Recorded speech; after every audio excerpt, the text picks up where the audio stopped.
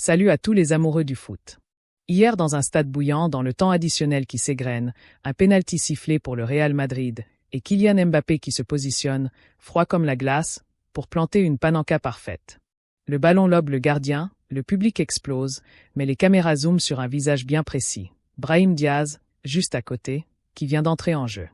6 jours plus tôt, c'est lui qui ratait une panenka en finale de CAN contre le Sénégal et qui se faisait lyncher sur les réseaux sociaux. Et là, Mbappé le fixe, sourit presque et déclare qu'il cache. C'était pour lui. C'est quoi ce délire? Hommage entre coéquipiers ou petit tacle bien placé. Aujourd'hui, on décortique ce moment viral qui a enflammé la planète foot. On revient sur le match Villarreal contre le Real Madrid qui s'est soldé par un score de 2-0 pour le Real, le doublé de Mbappé, le contexte de la CAN et tout ce qui rend cette panenka légendaire. Allons-y pour ce décryptage de la panenka de Mbappé. Samedi soir, 24 janvier 2026, Estadio de la Ceramica à Villarreal. Le Real Madrid se déplace pour la 21e journée de Liga. Les Merengues sont sous pression. Ils veulent rester leaders et mettre la pression sur le Barça qui joue aujourd'hui soir. L'équipe d'Álvaro Arbeloa, l'ancien latéral reconverti en coach, arrive avec un effectif décimé. Pas de Militao, pas de Rudiger, des absents en défense mais Mbappé et Vinicius sont bien présents en attaque. Le match démarre fort. Villarreal pousse, joue haut, mais le Real gère. En première mi-temps, c'est fermé, peu d'occasions franches. Courtois sort quelques parades décisives, et les Madrilènes souffrent un peu en transition défensive. Comme l'a dit un débriefeur, le Real est talentueux individuellement, mais collectivement, c'est encore bancal. Camavinga fait un énorme boulot au milieu pour couvrir les espaces, mais dès que Bellingham ou Arda Güler perd le ballon haut, boum, Villarreal se retrouve seul face au but. Heureusement, pas de but encaissé. En deuxième mi-temps, c'est l'explosion. À la 48e minute, Vinicius perce sur la gauche et fait un centre tendu, et Mbappé, d'une touche magique dans la surface, catapulte le ballon au fond synonyme de son 20e but en Liga cette saison. Le Français est partout, il presse, il accélère, il fait mal à la défense jaune. Villarreal craque petit à petit. Et puis arrive le temps additionnel et le pénalty pour le Real. Mbappé s'en charge. Face à Luis Junior, il prend son élan. Et là, la panenka. Un petit pont parfait, le ballon retombe doucement dans les filets. À la fin 2-0, le match est plié. Mais ce n'est pas juste un but, c'est un message. Brahim Diaz est entré en jeu en seconde période. Le Marocain, élu meilleur joueur de la CAN 2025, sort d'un traumatisme.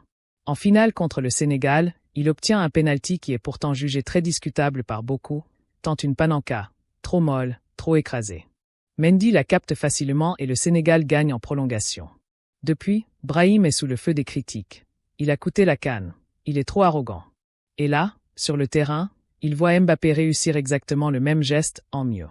Les caméras espagnoles zooment. Brahim est figé, regard vide.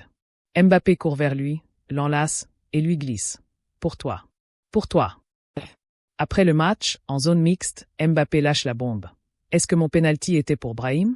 Oui, c'était pour lui. Il explique que c'est pour montrer que la panenka reste une option valable, même après un échec. La différence, c'est la réussite, dit-il en substance. Mais est-ce vraiment un soutien? Sur les réseaux sociaux, ça divise point. Mbappé qui colle une panenka devant les yeux de Brahim Diaz. Aucune intention de l'aider à oublier. D'autres y voient un geste de frère. Il lui montre comment faire, pour qu'il reprenne confiance. Les fans de Villarreal insultaient Brahim, donc Mbappé a répondu pour lui, disent certains amoureux du foot. Perso, je penche pour un mix. Mbappé est un compétiteur, il sait que la panenka est un geste audacieux.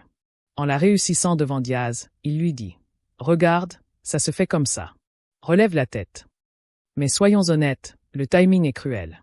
Brahim sort d'une finale perdue, et 6 jours plus tard, son coéquipier lui met une masterclass sous le nez dans un match où la présence de Pape Gueye est déjà un rappel de la défaite de la finale de la CAN. Mbappé est en train de tout casser cette saison 2025/2026.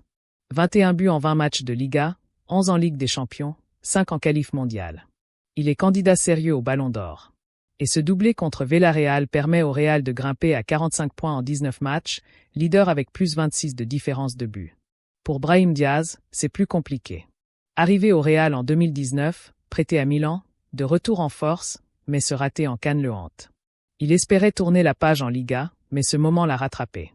Pourtant, Mbappé et lui sont proches, ils se sont enlacés après le but, Mbappé l'a réconforté. Les vidéos explosent.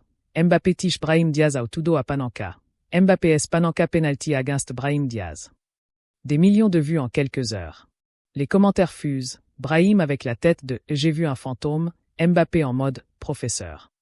Héros, vous en pensez quoi? C'était un geste de génie ou un manque de tact? Dites-le en commentaire. Ce match n'était pas le plus beau du Real, mais il a révélé une chose. Le vestiaire est vivant, les égos sont gérés, et Mbappé est le patron. La panenka de la discorde? Peut-être. Mais elle montre surtout que dans le foot, un geste peut tout changer. Merci d'avoir suivi. Si t'as aimé, like, partage, abonne-toi pour plus d'analyses cash.